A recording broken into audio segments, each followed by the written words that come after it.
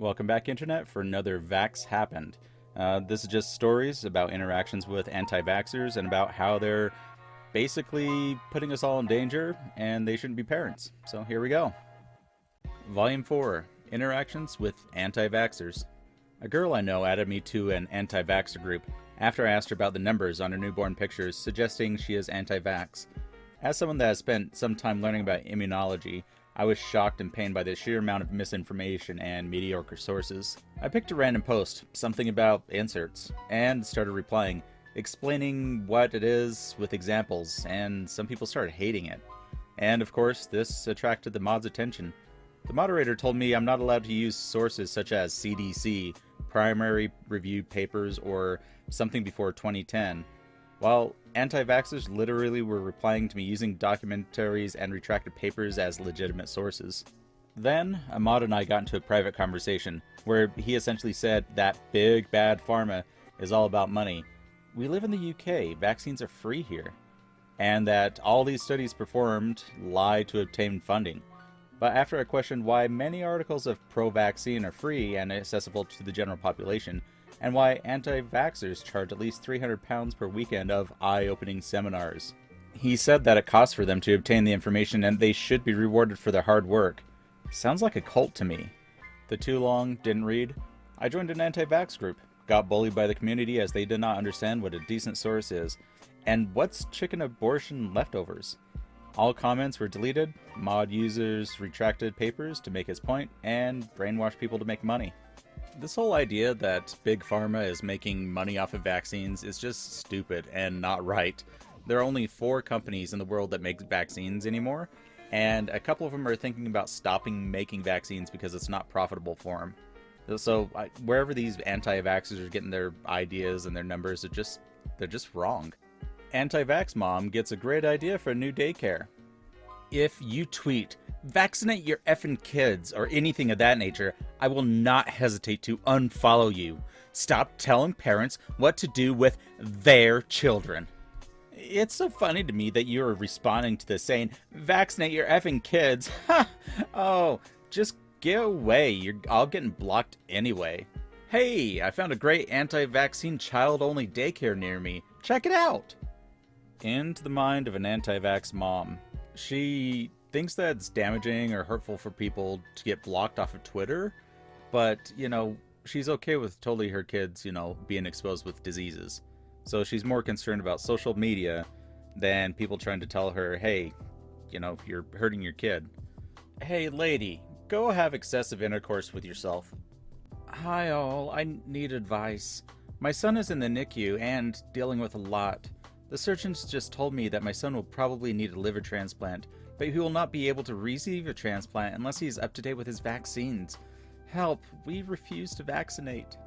So you're afraid of vaccinating your kid in fear of him getting autism or feeding Big Pharma or whatever your propaganda-infused statement is. But you're okay with him dying for not getting a liver transplant? Who hurt you? I was vaccinated as a child, and I suffer from allergies to grass, wheat, soy, and gluten. Not taking the same chance on my 2 sweet boys. Proud anti-vax mom here. It's like saying that the rooster crowed and the sun came up, therefore the sun would only come up if the rooster crowed.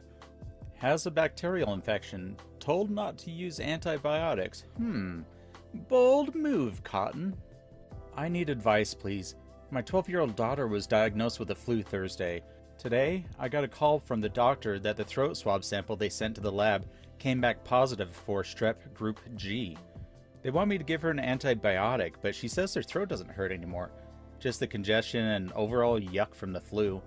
I've heard of strep G and have read mixed reviews as to treat or not. Any ideas? No antibiotics.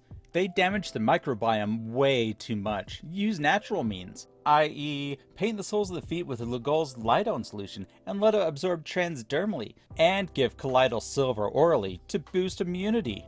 So she wants advice on what to do with her kid. How about listening to her doctor? Ever think about that? And the whole colloidal silver? Yes, silver was used as an antibiotic before we had modern antibiotics, they would use silver for infections and stuff. They still use silver in medicines like silver sulfasalazine for like topical skin creams. So I don't know why they don't consider antibiotics to be natural. I mean, they're made out of mold, so why is that not considered like natural? Is it because your doctor told you to do it and not some Facebook friend? How anti-vaxxers certified. Anti-vaxxers are as qualified to assess the safety of vaccines by looking at the list of ingredients as yours truly is to judge the safety of a Boeing 747 by seeing a list of its parts. So listing off ingredients in vaccines and seeing like mercury or some other chemicals in it that are, dangerous or whatever, it's a little misleading.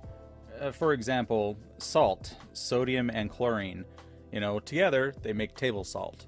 But if you were to mix sodium by itself and chlorine by itself with water, it explodes. But when we eat like salted popcorn, we don't explode. It's because the chemicals are already like fused together. So all these chemicals working together are going to react differently than injecting yourself with whatever the chemical is by itself. And besides, there's such a minute amount of like mercury in vaccines. You get more from eating a can of tuna. Hail Satan, bringer of vaccines and long lifetimes! I am never surprised when the rabid packs of Satanists show up on my page with their ineffective attempts to cyberbully, harass, and attack me with their vaccine cult ugliness, fallacious arguments, and mindless hate. What I have learned from these sad, lonely, and lost worshippers of Satan is that they love vaccines, but know nothing about vaccines. They pretend that is all about science, but when you dig deeper, you always find that they know very little about science. Eventually, you find out that their motivations are much darker. They love the whole idea of ritualistically injecting God's innocent children with a sick witch's brew of aborted human fetal cell DNA, calf serum, hamster ovarian cells, dog kidney cells, retroviral contaminants, and aluminum adjuvants found in vaccines today. So I just really have one thing to say about that. Hey lady, I eat hot dogs. Bring on the hamster ovarian cells.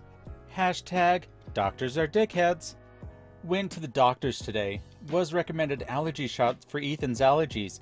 Livid is an understatement. They've disrespected my personal views one too many times. Time to find a new doctor, lol. Hashtag anti-vax, hashtag mom, hashtag doctors are dickheads. Soon it'll be time to find a new son, too. I still don't understand why anti-vaxxers still take their kids to doctors. Like, what's a doctor supposed to do if they recommend something and the parent's just going to say no? It's like, why even go? Hey, you can't have autism if you starve to death. How anti-vaxxers sound to the rest of us. I once almost choked to death while eating food.